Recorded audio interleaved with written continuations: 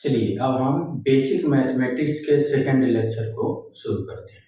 इस लेक्चर में हमें वेविकर मेथड के बारे में पढ़ना है। वेविकर मेथड करने से पहले हमें इक्वेशन इनइक्वेशन और जितने भी सिंबल्स हैं उनके बारे में जानकारी होना चाहिए, और ब्रैकेट का यूज कैसे और कहाँ किया जाता है उसके बारे में जानकारी होनी चाहिए। चलिए सबसे पहले है definition of equation. The two real numbers or algebraic expression are related by the symbols of equality form an equation। यानी यदि दो रियल नंबर या दो अलजेब्रिक एक्सप्रेशन इक्वालिटी के सिंबल से एक दूसरे से जुड़े हुए हो तो वे इक्वेशन का निर्माण करते हैं। जैसे x इज इक्वल टू एक इक्वेशन है, x square minus 4x plus 3 एक इक्वेशन है, 3 इज इक्वल टू 3 एक इक्वेशन है। उसके बाद देखिए डिफिनीशन ऑफ इनइक्वेशन। इनइक्वेशन क्या कहते हैं कि टू रियल नंबर और algebraic expression are related by the symbol of less than और इक्वल टू, ग्रेटर देन और equal to form an equation. यानी यदि दो रियल नंबर या अलजेब्रिक एक्सप्रेशन ग्रेटर देन और इक्वल टू, लेस देन और equal to के symbol से एक दूसरे से रिलेटेड हो तो वे इन इक्वेशन का फॉर्मेशन करते हैं। जैसे x is less than 2, x is less than और equal to 2, x is greater than और equal to 2, x is greater than 2। तो यह एक तरह का क्या है, इन इक्वेशन है। उसके बाद देखिए x square minus 4x plus 3 is greater than और इक्वल टू 2, ये भी एक तरह का क्या है, इक्वेशन है। 2 इज लेस देन 3, ये भी एक तरह का इन इक्वेशन है।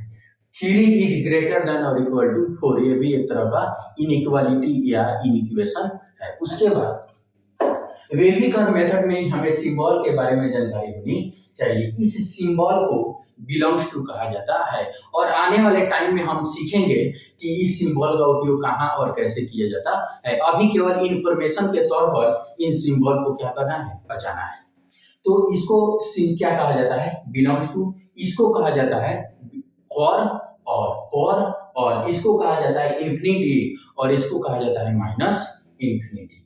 चलिए अब हमको ब्रैकेट के यूज के बारे में पढ़ना है। तो इसको क्लोज ब्रैकेट कहा जाता है, इसको कर्ली ब्रैकेट या मिडिल ब्रैकेट भी कहा जाता है, और इसको ओपन ब्रैकेट कहा जाता है। चलिए x बिलोंग्स टू, यहाँ बिलोंग्स टू पढ़ते हैं, x belongs to close interval. ये क्या है, close bracket. x belongs to close bracket 1, 2। इसका मतलब हुआ x का मान 1 भी हो सकता है, x का मान 2 भी हो सकता है, and all the infinite values coming between 1 and 2। यानी 1 और 2 के बीच में आने वाले जितने भी इनफाइनाइट वैल्यू है वो सभी x के बराबर हो सकते हैं, और यहाँ x का मान 1 भी है और 2 भी है। यानी बीच including 1 and 2 x is equal to 1 and 2, और 1 और 2 के बीच में आने वाले जितने भी इनफाइनाइट वैल्यू है वो सभी भी x के बराबर हो सकते हैं। उसके बाद x belong to open bracket 7, 9 close bracket. यानी x का मान 7 के बराबर नहीं हो सकता है। यानी ओपन ब्रैकेट का उपयोग वहां किया जाता है जहां x का वैल्यू उस पर्टिकुलर वैल्यू के बराबर नहीं या पर्टिकुलर नंबर के बराबर ना हो, तो वहां ओपन ब्रैकेट का यूज किया जाता है। x नॉट इक्वल टू 7 और यहाँ क्लोज ब्रैकेट है तो x is equal to 7 and all the infinite values between 7 and 9। 7 और 9 के बीच में आने वाले जितने भी इनफाइनाइट वैल्यू हैं वे सभी x के बराबर हो सकते हैं। आगे देखिए x belongs to curly bracket -2, 1।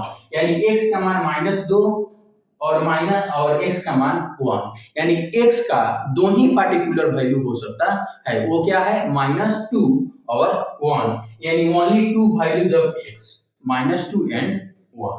यहाँ देखिए x belongs to close bracket 2, 3 open bracket. यानी x का मान 2 हो सकता है लेकिन x का मान 3 नहीं हो सकता है, और x का मान 2 और 3 के बीच में आने वाले जितने भी इनफाइनाइट वैल्यू हैं वे सभी x के मान के बराबर हो सकते हैं।